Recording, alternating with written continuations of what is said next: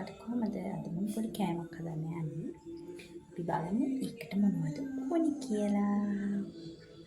අද හදන්න යන්නේ බිස්කට් පුඩින්. ඒ කියන්නේ චොක්ලට් මාරි වලින් බිස්කට් පුඩින්. ඒකට අවශ්‍ය වෙනවා මෙහෙම බටර් දාගත්ත භාජනයක්. මෙතන තියෙන්නේ බිත්තරේකුයි කෝපි තේ හැන්දකුයි කෝපි කුඩු තේ හැන්දකුයි හාල් පිටි ටික කෝපි කුඩු තේ හැන්දයි එතකොට හාල් පිටි මේස හැඳි දෙකයි ෆ්‍රෙෂ් මිල්ක් මේස හැඳි දෙකක් බිත්තරයක් එක්ක දාලා මෙතන හදලා තියෙනවා. ඒ වගේම මාරි බිස්කට් 5ක් විතර. ඒ වගේම මෙතන තියෙනවා ෆ්‍රෙෂ් මිල්ක් මිලිලීටර් 500ක්. ඊට පස්සේ මේ තියෙන්නේ චොක්ලට් මාරි බිස්කට්. අපි දැන් බලමු මේක කොහොමද හදන්නේ කියලා. අපි මේකට සීනි මේස හැඳි මම නම් 4ක් වගේ දාලා මේක හොඳට කලවම් කරනවා.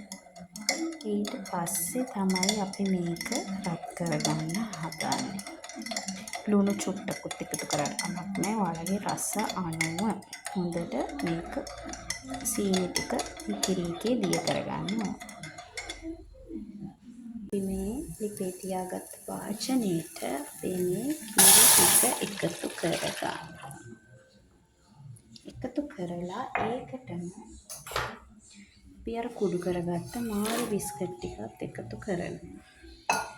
ඊට පස්සේ අපි මේක හොඳින් හැඳි ගා ගන්න ඕනේ. විනාඩි 5ක් විතර හැඳි ගන්නකොට මේ බිස්කට් එක දිය වෙලා මේ ටික හොඳට තික් ද්‍රාවණයක් බවට පත් වෙනවා. එතකොට තමයි අපි මේක ලිපෙන් බාලා ඒකට ඇඩ් කරන්න ඕනේ. ලිපෙන් බාන්න කලින් මේ මට අමතක වුණා. මොකද අපි අර කෝපි කුඩු මිශ්‍ර කරගත්ත මික්සර් එක මේකට ඇඩ් කරන්න ඕනේ ළමයි. හරිද?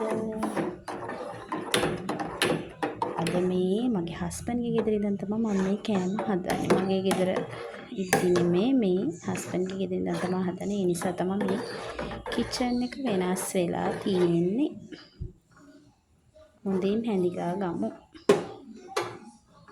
ඔන්න දැන් මේක හොඳට මික්ස් කරන ගමන් තමයි තියෙන්නේ.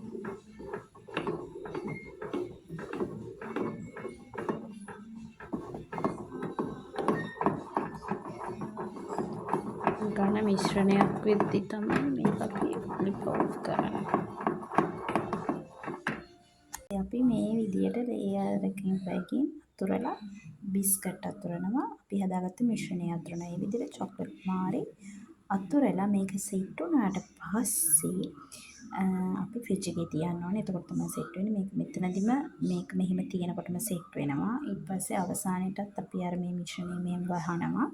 ඊට පස්සේ නිවුණාට පස්සේ අපි ෆ්‍රිජ් එකේ පැය කීපයක් පැය දෙකක් තුනක් තියලා අපිට අරගෙන මේක කන්න පුළුවන්. මේ තියෙන්නේ මම හදපු පුඩින් එක. දැන් මේක අපි ෆ්‍රිජ් එකේ දාලා තියලා රස බලන්නයි තියෙන්නේ. එහෙනම් බයි. එහෙනම් හිරු ඇන් ගයා සබ්ස්ක්‍රයිබ් කරන්න. මේ වගේ පුඩින් එකක් ඔයාලත් හදන්න රස බලන්න. බයි බයි.